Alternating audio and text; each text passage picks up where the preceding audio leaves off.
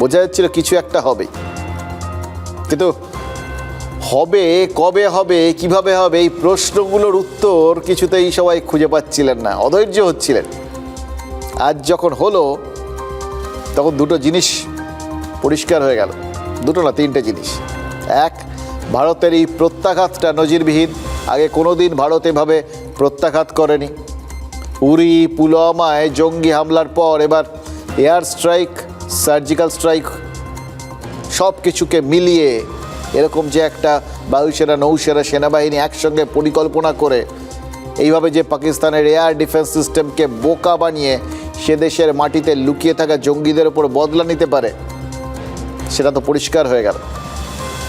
তেমনই পরিষ্কার হলো ইসরায়েল যেভাবে গাজায় ওই হামাস জঙ্গিদের ওপরে, লেবাননে ওই হিজবুল্লাহ জঙ্গিদের ওপরে, অথবা ইয়েমেনে হুথি জঙ্গিদের খুঁজে বের করে তাদের বেছে বেছে শিক্ষা দেয়, জঙ্গি নেতাদের এবং জঙ্গি ঘাঁটিগুলোকে ধুলোয় মিশিয়ে দিতে পারে, ভারতও কিন্তু সেই ঢঙেই শত্রুর ওপর বদলা নিতে পারে।